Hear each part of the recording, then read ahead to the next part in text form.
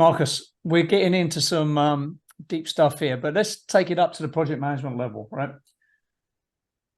And the client level in particular. How important is that relationship between the commissioning authority, manager, advisor, whatever we're going to call them, and the actual owner? Well, it's probably one of the most important parts of a project one of the most important aspects of an owner relationship that you should have with one of the groups that are part of that project. As an owner, me, as a commissioning person, if I was working with a group, with an owner, with the project, and the thing is get to know people, right? And then I always tell them, bring us on early as possible. And it doesn't mean like pay me to do nothing. It basically means that bring us on so we can help out with, like, truthfully, early on, the charrette. I mean, I'm gonna say this out loud, everybody. I believe that commissioning should be brought on before the architect. I believe that commissioning should be brought on before the construction manager, the GC, the engineer of record. I believe that we are, when I say the most important to the owner, we are. Right. Just to put a pin that quickly, we'll let it go. So anyone who doesn't agree with what Marcus just said there, go and read what the USGBC require. There is a presupposition, there is an assumption by lead that the commissioning authority is hired prior to the architect. Because when you're writing the OPR, that is a pre-architectural appointment document. Just saying, carry on.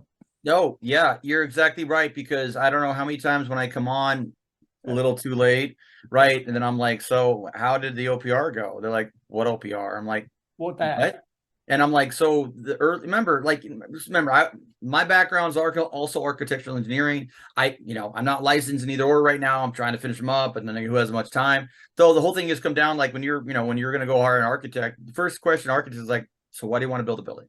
Yeah. You know what I mean? It shouldn't be like, just pay me. There should always be consideration for investment of everybody's time, of the whys, right? Well, my job is basically to ask the whys. Yeah. And then my job is basically to say, okay, so here's the why. This is what you want. Okay, so this is a need. This is a want. So this is the required. This is the recommended. Like, we're there to basically help the owner, because they're our best friend, right? We treat them like, obviously it's a contractual agreement, but they're also a friend, right? And you're there to basically help out no matter what. And the one thing that commissioning folks see, especially experienced ones, when you get gray hairs, you know what I mean, and you just baggy eyes, and you put a little weight on, we're the ones who basically just like ask me, like, so you're the building whisperer. Like, my nickname has become like the Grim Reaper. All we basically see is where things fail at the end, right? So I always say, start with the end in mind. And we're like, so if you do this, you might have this. If you have this, you might have that. And if you've been doing it long enough where all you've ever seen is basically failures, because our job is to basically find failures, right? I don't know if I look at beautiful buildings anymore. My eyes, look at the crack, look at the stress crack, look at that, look at the heaving, look at this. Everyone's like, dude, you are just morbid. Yeah. I'm like, I'm not mad. I see the beauty. But we're there to help out, to just try to guide and help. And remember, this doesn't break the bank. Literally, when you think about our fees, it's like, I've done a number, okay? It's like 0.003. You know what I mean? It's just so low compared to, like, when they go, oh, you're getting this. Compared to the architects, the engineers, and the construction managers' fees, like, they're buying boats with change orders. We're not. You know what I mean? Like, it's just, we're here to help. Tangent I ran on again, but the earlier the better. Get people engaged, and we will be there to ask the why for everything, and then we'll help with recommendations and solutions. I promise you, that there are a lot of us, just like me and Adam out there, that with many different companies, that we care probably about you in that building more than our family sometimes. So yeah, I'll tell you my pitch to clients about this. So one thing to say is the commissioning authority, or the commission validation engineer, and the owners have one thing in common. Of all the people on the job, we are both interested in that building actually working as it was supposed to work, right? Yep. Right. Yeah. I'm not trying to denigrate anyone's job, but like, if you're an electrical engineer, you're worried about the electrical stuff, right? I'm a mechanical engineer, I'm worried about the mechanical stuff. I'm an architect, I'm worried about the detailing. I'm not a big picture holistically, use a buzzword, holistically, the commission authority and the owner are aligned completely, right? Yep. So here's my pitch to the owners. Hire me early because I'm going to charge you the same whether you hire me late to fix things and find things or hire me early to get it done properly. Right. Same cost. So knock yourself out, right? The other thing I'll say to owners is, have you ever had a job with hardly any change orders or RFIs or busted contingency budgets? The answer is always no. Every job is like thousands of change orders, a budget's gone. So if you're an owner, you're really sort of self-abusing yourself, right? What you're saying, you're letting people design things for you, have so many errors and omissions in, you're busting your contingency budget. And the drawings and specs are so bad, there needs to be thousands of RFIs to get things clarified. So remember, a drawing and specs job is one thing only. Tell the construction team what you want and how you want it, right? So if I was the I'd be the worst nightmare ever. I would have a budget. I'd say, here's the contingency. Let's say 3%, right? Everyone makes mistakes. I'm happy for 3% of my budget to be for just normal human mistakes. But if we start going over that, I'm going to start taking that money back off people who made those mistakes. Isn't that the whole point of a design build or an IPD? Isn't it the point of what was supposed to happen, that you're hiring the groups that are really close, that basically won't have this happen? But why is it that it's happening more and more and more?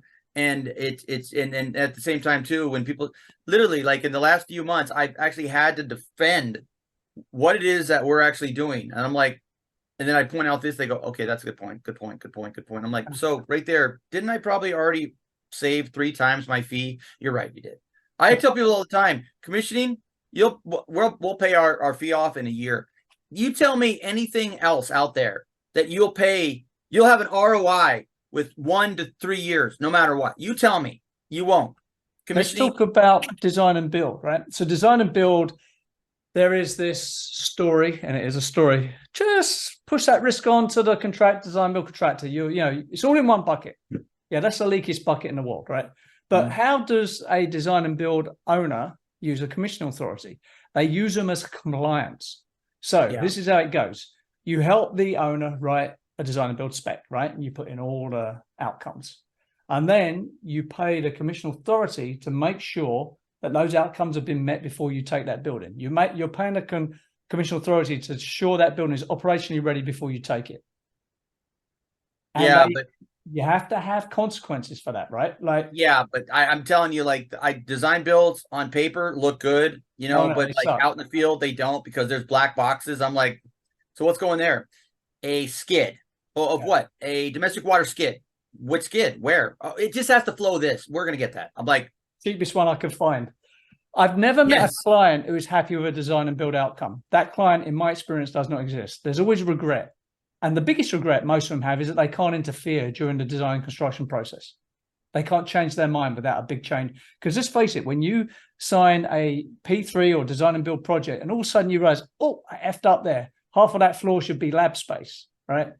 Who are you going to get piked when you go and ask for that? They are going to murder you for the cost on that, right? Well, to this point, it's interesting because I've worked on a lot of design build projects, and I have to have these conversations with all of them. Sometimes I'm like, you know what? Y'all are not involving me enough. Y'all are not basically, using what I can do enough. Like I can help get things done. I can help with the owner. I can help over here. I'm a go-in-betweener, right? Everybody else has like this linear line, but I'm a go-in-betweener, and we can actually help. And then so it's always late, right? Yeah. Where it's just like they're not utilizing like a team member like us on the job as much as they should. And it sucks because you actually have to finally say, like, it's not my job to basically call you every single day to basically help you, to help me. And we do that. But at the same time, it's just like, we're like, hey, so-and-so showing up. Can you call me to let me know? Oh, it's on the schedule. Which one? Which schedule? Which submittal? Like let's say you're going to use Procore, you're going to use eBuilder, you're going to use Helix. The list goes on and on. Do you know how difficult it is to actually find the latest one of this for all of us? And then they have the MEP coordinators, which they try so hard. They're good, right? But there's so many moving pieces, and everything just shifts. And it's just like, and I love this one. Monday, right? Hey, can you be for a meeting tomorrow? No, I'm sorry, my schedule isn't open. I'm just waiting for you to call me on a Monday night at 7 o'clock to get into a meeting at 7 a.m. Like, no.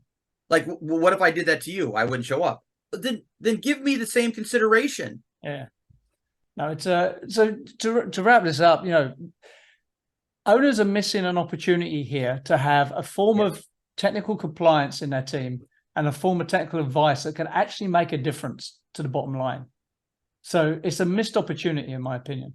You are correct, but here's another big thing about that is so we are there to help, all the time as long as it's planned. The problem is it's like just like anybody, we're not front loaded with jobs, right? Our jobs go like this, from week to week to week to week to week. So we have to plan things out. And I wish I was like, it's like a Jerry Maguire movie all over again. It's just like, smaller amount of clients, you spend more time with them, right? It's just remember he got fired. He did, and then of course then he got rich because he just had a few select and made more. But the thing about it is it's true, and there's a lot of us doing this, but it's just like we all have to be working together. And then so the one thing that I think has increased over the last 4 years, meetings to death. Teams, Zoom. How many meetings do we really need that basically blows that budget? That's another question. We will come on to that separately, meetings. So let's wrap it up there. Just to say, owners, you're paying for commissioning normally and you are not using it correctly. You are missing value. I don't know if it's the owners. I think they have the intent of this is what it should be. It's like I still believe that it's commissioning like controls is like a voodoo. I still think that everybody else says, oh, we worked with them. But have you really utilized it to all of yours ability, not just the owner, the teams? Agreed. Okay, owners, pick the phone.